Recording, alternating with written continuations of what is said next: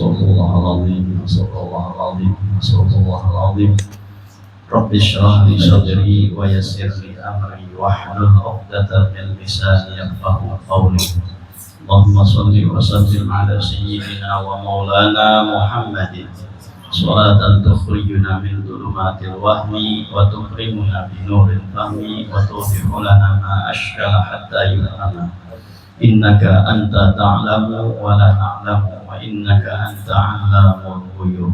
Bersyukur kita ke hadrat Allah Subhanahu wa taala dengan berkat taufik dan hidayahnya sehingga kita bisa berkumpul, bermajlis, bersilaturahmi dan di tempat yang mulia ini. Mudah-mudahan dengan berkat kita berkumpul, dikumpulkan juga nantinya kita di surga Allah Subhanahu wa taala beserta baginda Nabi Muhammad sallallahu alaihi wasallam. Yang sama-sama kita muliakan para habaib, para syaraib, wabil khusus Al-Habib Ahmad Al-Habsyi, Al-Habib Fauzi Al-Habsyi, Al-Habib Ibrahim Ba'bud, Al-Habib Idris Ba'bud, Al-Habib Saleh dan Al-Habib Abdul Qadir Al-Habsyi, dan seluruh Habib yang tidak bisa kita sebutkan namanya satu persatu. Yang sama-sama kita hormati sahibul majlis Haji Junain, Haji Samsuri dan Haji Ibrahim serta seluruh keluarga hadirin wal hadirat rahimakumullah. Kita teruskan pengajian kitab kita Hidayatus Salikin. Qala al-musannif rahimahullah ta'ala wa nafa'ana bihi wa bi 'ulumihi fid dharain amin. Perkara yang kedua, bahwa engkau tiada kuasa atas menghasilkan ilmu yang memberi manfaat itu, dan tiada kuasa menuntut akan dia, tetapi engkau masyghul dengan ibadah yang sunnat daripada zikir dan membaca Al-Quran dan mengucap tasbih dan mengucap sholawat atas Nabi Sallallahu Alaihi Wasallam. Yang demikian itu daripada derajat al-abidin, dan itulah tariqah as-salihin. Jadi yang pertama semalam, waktu antara selesai melaksanakan sembahyang duha sampai kepada sembahyang zuhur, nah waktunya dibagi dengan 4 bahagi. Bahagian yang pertama sudah kita bicarakan, yaitu menuntut ilmu yang bermanfaat, baik ilmu yang fardhu ain ataupun setelah selesai daripada itu boleh juga kita menuntut ilmu yang fardhu kifayah. Kemudian kalau kita tidak bisa untuk menghasilkan ilmu yang bermanfaat dan tidak bisa menuntut ilmu tadi, nah maka hendaknya kita masyghul dengan ibadah sunat seperti berzikir kepada Allah Subhanahu wa ta'ala.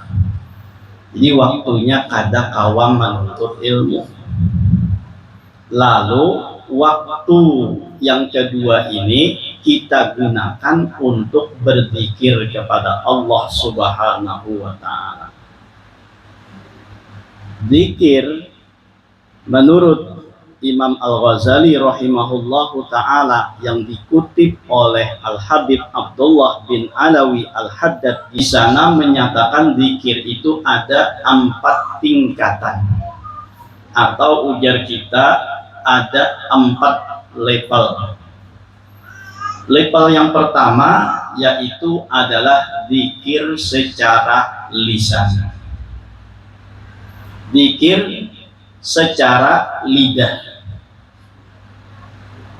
Yang kedua, zikir secara lidah dibarengi dengan hati, tapi ini dipaksakan dan dikerasi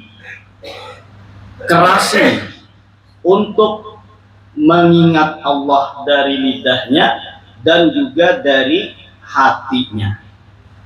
Itu tingkatan yang kedua, level yang kedua. Level yang ketiga yaitu zikir dengan lidah disertai hati tanpa adanya pemaksaan. Sehingga kalau dia berzikir, maka secara otomatis dengan lidah dan hati sekaligus secara alamiah. Yang terakhir, level yang keempat adalah berzikir dengan Allah Subhanahu wa Ta'ala, bukan hanya lidah, hati, tapi seluruhnya dia ingat kepada Allah. Artinya zikir ini menjadi darah dagingnya. Nah, bagian mana kita? Apakah kita hanya berzikir melalui lidah saja? Atau level yang kedua, berzikir dengan lidah dan hati tapi melalui pemaksaan, terasa berat? Atau yang ketiga, zikir yang dilakukan itu dengan lidah dan hati sekaligus tanpa ada rasa berat, bahkan terasa nikmat. Yang keempat, ini orang yang sudah istighraq di dalam zikir, sehingga apapun yang dilihatnya, yang didengarnya dan lain sebagainya, itu semua adalah zikir kepada Allah Subhanahu wa Ta'ala. Nah, untuk mencapai level yang kedua ini, itu adalah tadi dengan dipaksakan dahulu. Kalau yang pertama kan la ilaha illallah, la ilaha illallah, la ilaha illallah, hanya muntung, hati kada ingat. La ilaha illallah, la ilaha illallah. Wah, kayak apa nangka ini? Ya kah? Pasar kada rame lagi, jualan kada jadi payu. Ya kah? Pelanggan kalari kemana kah? Nah, pamuntung la ilaha illallah, la ilaha illallah, itu muntung lisan aja. Jadi zikirnya secara lisan. Harus kita paksakan dahulu untuk mencapai level yang kedua ini. Apa tuh? Lidah dan hati sekaligus. Tapi kada kawa langsung ingat, langsung terus beringatan. Nah, kada kawa, itu melalui proses. Nah, apa prosesnya? Yaitu dengan lidah, hati harus mengarasi dahulu. Bila kada ingat, ingat akan pulang. Bila lalai, ingat akan pulang. Itu diterus meneruskan. Maka jika sudah terus menerus seperti ini, akan tingkatan ketiga, yaitu kada ada paksaan lagi. Sehingga bila muntung berucap la ilaha illallah, hati pun makumpati. Bila sudah terus yang kayak itu, sehingga dia pun muntung diam, ingat, tetap ingat kepada Allah Subhanahu wa Ta'ala. Nah, disitulah 4 macam zikir yang dikatakan oleh Imam Al-Ghazali. Tingkat pertama hanya dengan lidah, tingkat yang kedua dengan hati. Nah, lalu zikir dengan hati ini kayak apa caranya? Zikir dengan hati itu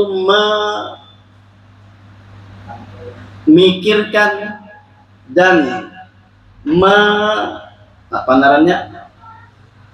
mengolah hati kita ingat kepada makna daripada zikir. Baik kita berzikir la ilaha illallah, lalu dalam hati pun juga la ilaha illallah, itu boleh. Atau kita dalam lidah kita mengatakan la ilaha illallah, lalu dalam hati kita menghadirkan makna daripada la ilaha illallah tersebut, menghadirkan maknanya. Nah, jadi dimuntung la ilaha illallah, la ilaha illallah di hati.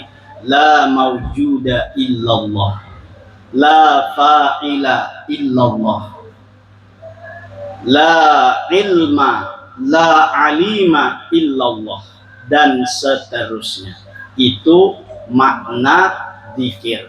Di lidah kita mengatakan la ilaha illallah, dalam hati kita menghadirkan zikir tersebut secara maknanya. Dimuntung la ilaha illallah, di hati maknanya la ilaha illallah, la fa'ila illallah, la ilaha illallah, la ma'buda bihaqqin illallah, la ilaha illallah, la mawjuda illallah, la fa'ila illallah, la tataharraku dzarratun illa illallah, illa billah, dan seterusnya. Jadi muntungnya pakai la ilaha illallah, hatinya dengan makna daripada la ilaha illallah tersebut. Nah, terserah aja lagi mengambil maknanya. La ilaha illallah, la fa'ila illallah. Kadada nang memperbuat kecuali Allah. La ilaha illallah, la mawjuda illallah. Kadada nang ada kecuali Allah. La ilaha illallah, la ma'buda bihaqqin illallah. Kadada nang disembah nang sebujurnya kecuali Allah, dan seterusnya. Itu makna daripada la ilaha illallah. La ilaha illallah, la qudrata illallah. La ilaha illallah, la iradata illallah. Atau la ilaha illallah, la qadima illallah. Nah, terserah. Tidak ada nang qadim kecuali Allah. Nah, nang rami wayah ini, nang rami wayah ini di TikTok tuh, ya, nang mengajarkan tentang Nur Muhammad Qadim. Nang mengajarkan tentang Nur Muhammad Qadim. Nah, itu bagaimana orang nang mengajarkan tentang Nur Muhammad itu qadim? Pertanyaannya, Nur Muhammad itu qadimkah atau muhdatskah atau hadiskah? Nur Muhammad itu qadimkah, muhdiskah? Nah, maka di sini harus dirinci dahulu. Dirinci qadimnya itu apakah qadim dari segi idhofi atau zamani, atau qadimnya itu secara hakiki. Itu yang perlu diketahui dahulu bahwa qadim itu harus dirinciakan. Qadimnya qadim yang mana dahulu? Apakah qadimnya secara idhofi atau qadimnya secara hakiki? Qadim secara idhofi itu qadim zamani. Artinya qadim zamani bahwa Nur Nabi Muhammad itu terdahulu pada nang lain. Awal-awal tuh Nur Nabi Muhammad daripada nang lain. Nah, maka kalau mengatakan Nur Muhammad itu qadim dengan qadim idafi, maka ada apa? Qadimnya qadim idafi. Kenapa? Karena qadimnya dari segi terdahulu pada makhluk nang lain. Paham mana? Abah itu bisa dikatakan qadim kalau disandarakan lawan anak.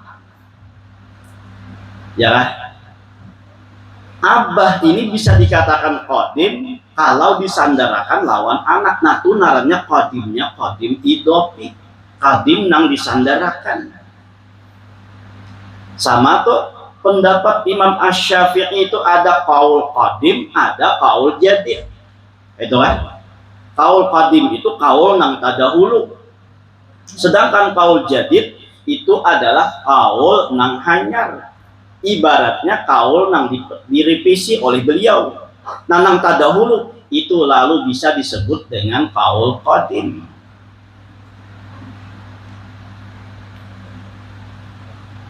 Kayak itu juga Nur Muhammad Sallallahu Alaihi Wasallam itu bisa dikatakan qadim secara idhofi dibandingkan daripada apa tadi? Daripada makhluk-makhluk nang lain. Maka Nur Nabi Muhammad itu qadim. Tapi ingat, qadimnya qadim idhofi, disandarakan karena Nabi Muhammad, Nur Nabi Muhammad ini yang paling pendahuluan. Berarti ini disebut qadim, tapi qadimnya disandarkan pada makhluk-makhluk yang lain. Kayak abah tadi tuh bisa dikatakan qadim, disandarkan kepada siapa? Kepada anak. Kayak itu juga tuh bisa dikatakan qadim kalau disandarkan kepada abah. Dan seterusnya, itu namanya idhofi. Kadang mungkin anak lebih qadim daripada abah. Nah, itu ada. Jadi qadimnya qadim idhofi, bahwa abah lebih qadim daripada anak. Ada anak lebih qadim daripada abah. Secara bahasa. Jadi diidopatakan. Idopatakan secara idhofi aja. dan tetap di situ kada melewati secara hakiki. Ini idopi aja, pengidopatannya, penyandaran aja tuh. Abah qadim daripada anak. Nggih, kada mungkin orang menyatakan anak qadim daripada abah, kada. Nah ada tuh orang imbah kawin aja. Ditakuni kayak apa jurang toh nyaman lah kawin. Nah ujar si utuh mah nyaman bana kawin itu jaka tahu dahulu pada abah.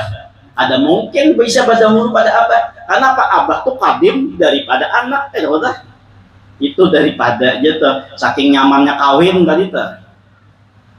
Nah tuh Nur Muhammad Sallallahu Alaihi Wasallam qadim dari segi idofi. Kalau secara hakiki, nah maka tidak boleh kita mengatakan Nur Nabi Muhammad itu qadim. Ada boleh. Maka bila mengatakan ini dianggap sesat. Kenapa? Karena nang qadim itu hanya Allah Subhanahu wa Ta'ala. Ada nang qadimnya selain Allah. Bila ada yang mengatakan Nur Nabi Muhammad itu qadim seperti mana qadimnya Allah, nah maka itu dianggap sesat.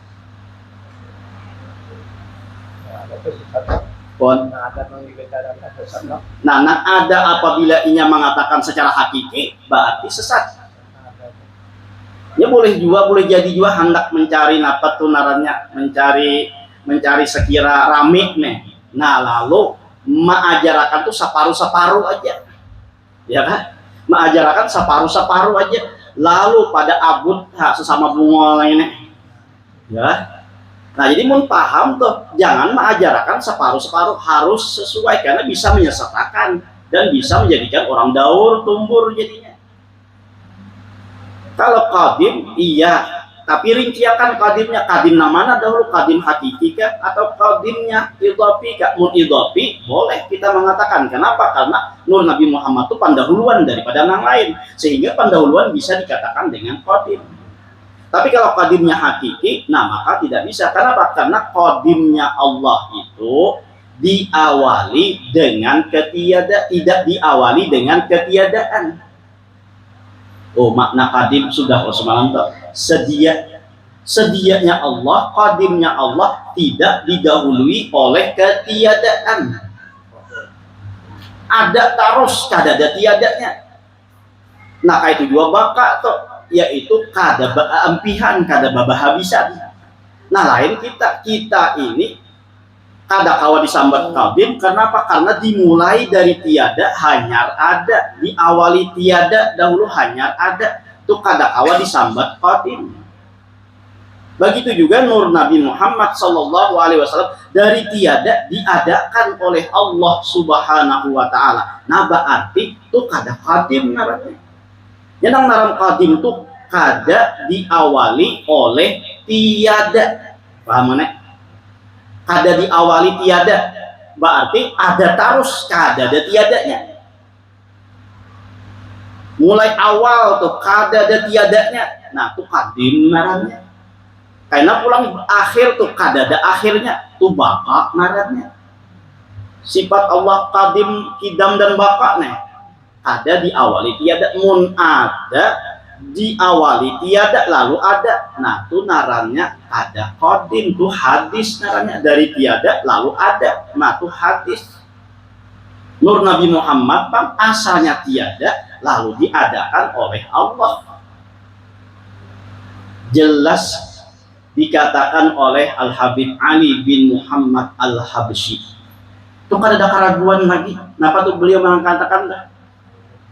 وقد ورد في الأحاديث المشهورة أن أول شيء خلقه الله والنور المودع في هذه السورة. Ya kan? Anna awwala khalqin, bahwa awal makhluk. Nah siapa makhluk? Iya Nur Nabi Muhammad.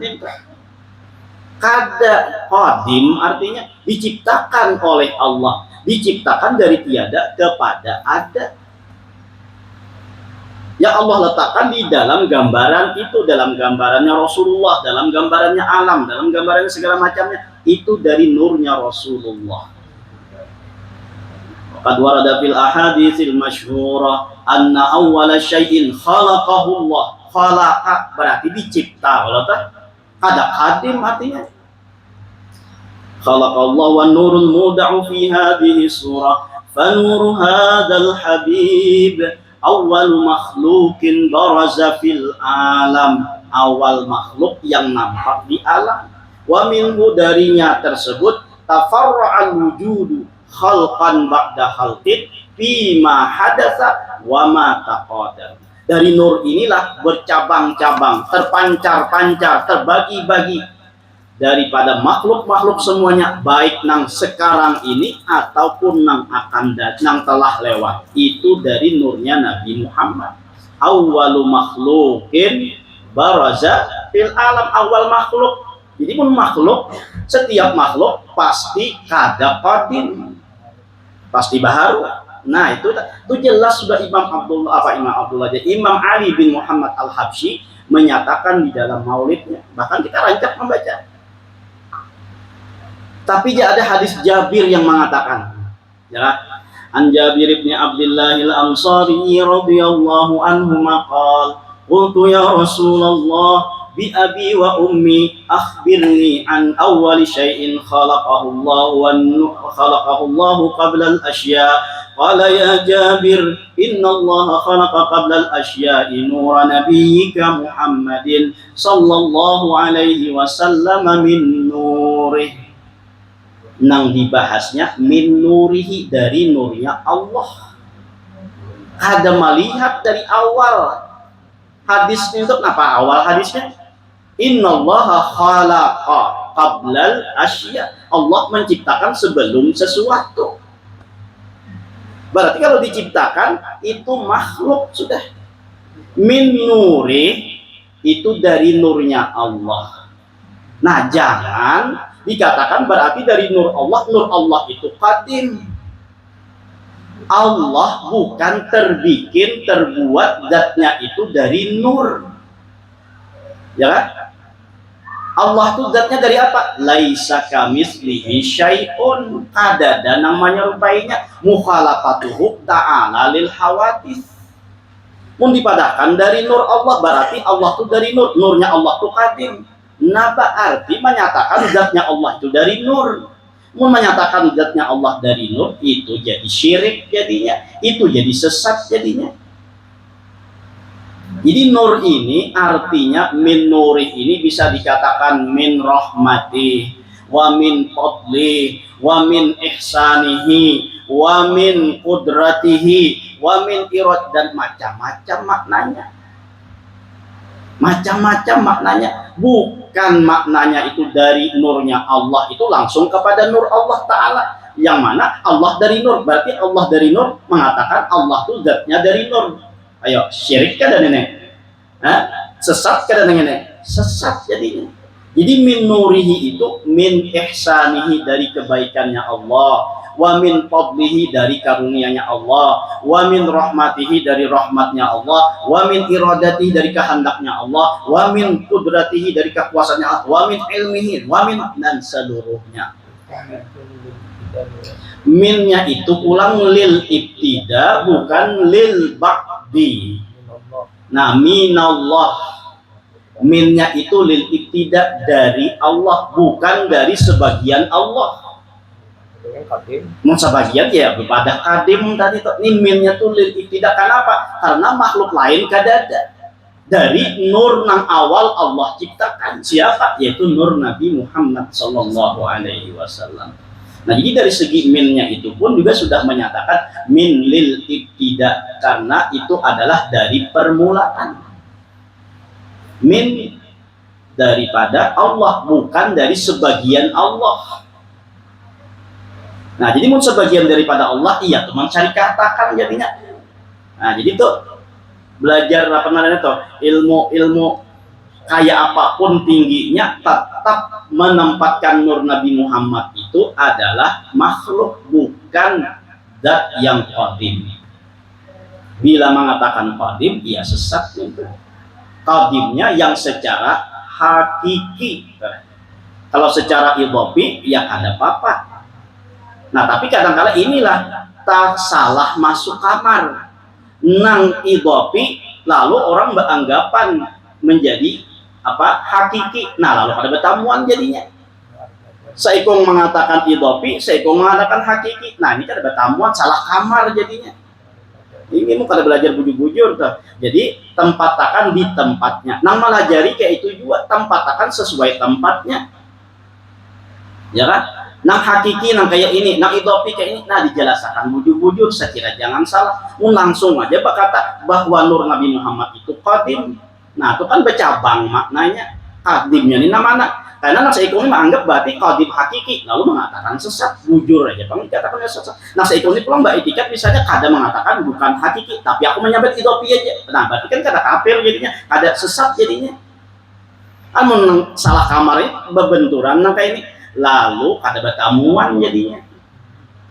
Nah jadi nang mengajarkan ini lagi harus apa tuh narannya, harus bijaksana tuh. Nang di dalam andak di dalam, nang di luar andak di luar. Jangan maawang-awang, ya kan? Nah jadi nang di dalam itu hakikat nang kayak ini, nang secara syariat, nang secara idopi boleh nang kayak ini. Jangan tanpa ada apa namanya, tanpa ada penjelasan langsung mengatakan dan mempunis bahwa Nur Muhammad itu qadim. Nah lalu disinilah orang banyak berspekulasi. Nah itu kan spekulasi kata. Anggapan-anggapan dong, lalu berspekulasi sehingga nang seikung ini berspekulasi ini qadimnya hakikat berarti ini adalah ada bujur ajaran yang ini. Nah lalu salah jadinya.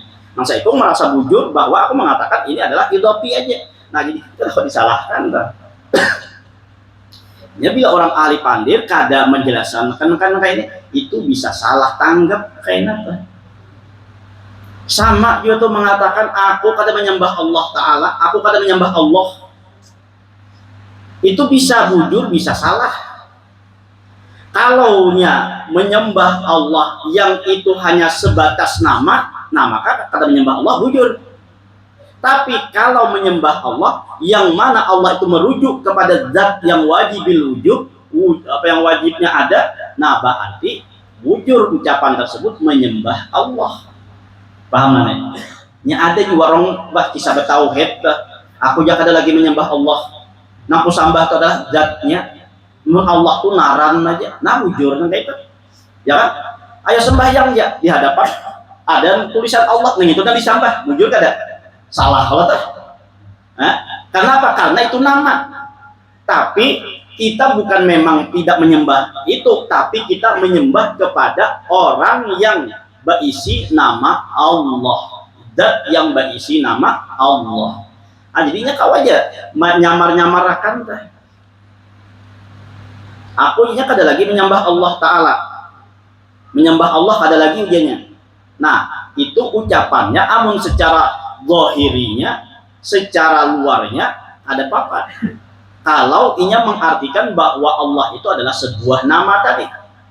Tapi kalau inya mengatakan secara hakikatnya Allah yang berisi nama Allah tadi inya ada menyembah itu lagi, nah itu disebut kafir tadi pula. Paham kan arti kan? Nah jadi tuh orang ahli lisan aja nang minta, nang bisa menggelincirakan minta tuh. Lalu inya mengatakan nang kayak ini, sekira apa tuh? Sekira ada kontroversinya kan? Nah lalu rame lalu viral, nah viral nang dicarinya, ya udah. Ada juga ucapan tuh aku adalah Allah.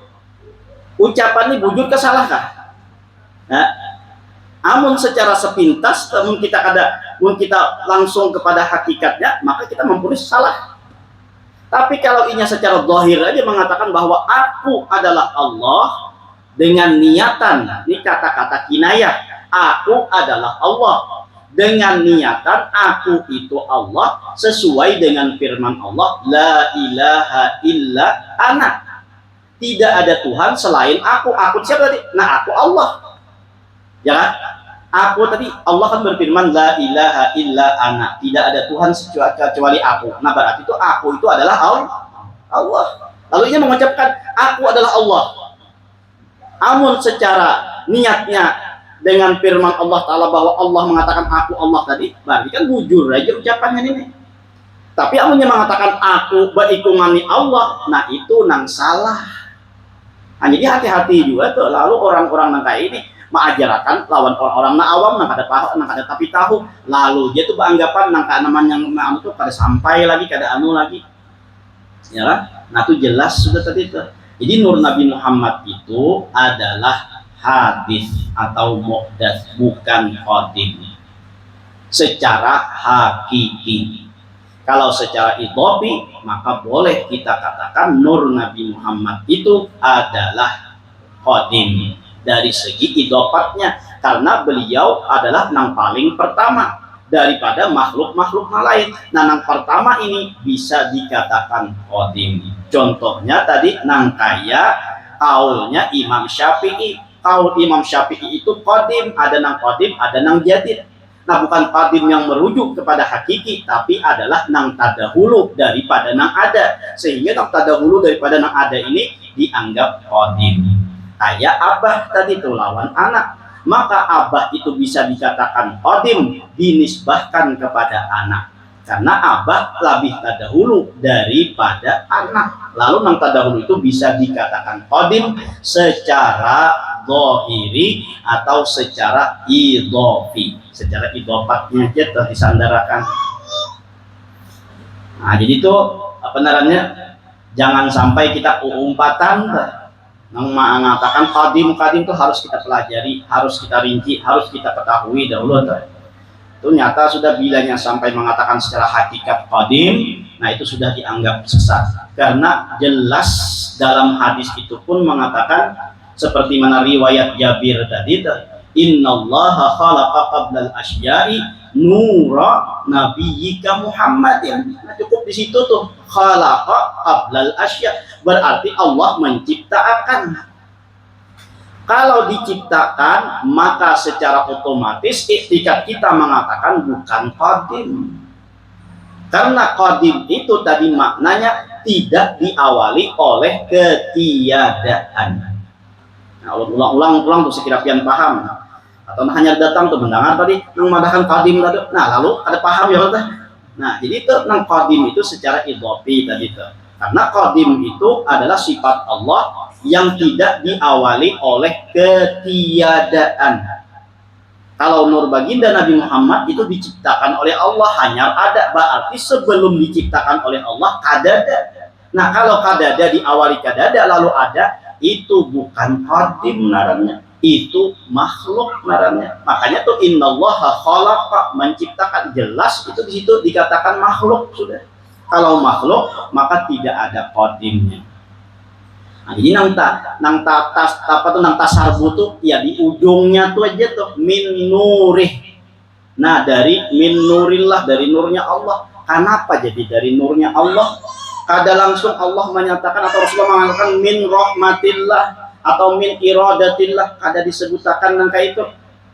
Nah, kada langsung disebutkan misalnya tuh innallaha khalaqa qablal asya'i nura nabiyyika Muhammadin sallallahu alaihi wasallam min rahmatih. Misalnya dikatakan min nurihi, ini sebagai pengagungan kepada Nabi kita Muhammad sallallahu alaihi wasallam, pengagungan kepada nurnya Nabi Muhammad sallallahu alaihi wasallam.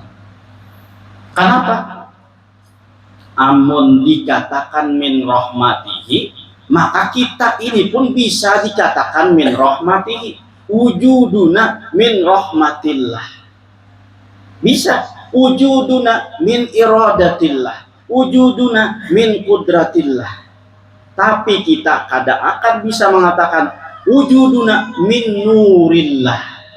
Ini sebagai makamnya Rasulullah, sehingga dipakaikan untuk Rasulullah min nurih, kada min rahmatih, tuh kada min kudratih, tuh kada nang lain-lainnya. Kenapa? Kalau nang lain-lainnya bisa disamai oleh nang lain juga. Amun sama lawan nang lain, apa bedanya Rasulullah dengan makhluk nang lain? Nah, lalu karena ini pengagungan kepada Rasulullah, lalu disebutlah dengan min nurihi. Nah, jadi nur itu dari nurnya Allah.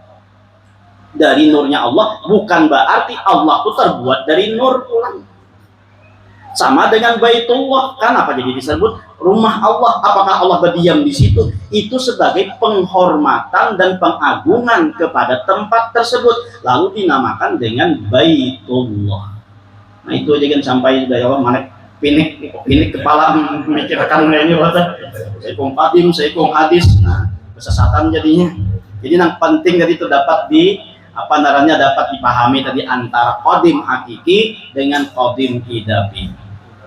Itu aja, mudah-mudahan dengan berkat kita berkumpul diampunkan segala dosa kita, dosa kedua orang tua kita, dosa guru-guru kita, dan dosa kaum muslimin wal muslimat. Mudah-mudahan dipanjangkan umur, disihatkan badan, dilapangkan dari segala urusan, dikabulkan dari segala hajat dan permohonan. Semoga kita dimatikan dalam keadaan iman wal Islam, masuk surga bersama Rasulullah sallallahu alaihi wasallam. Minta maaf, minta ridha dunia akhirat. Ala hadhihi niyyah wa kulli niyyatin shalihah wa ala ma nawa min salafus salih ila hadratin nabi al-fatihah.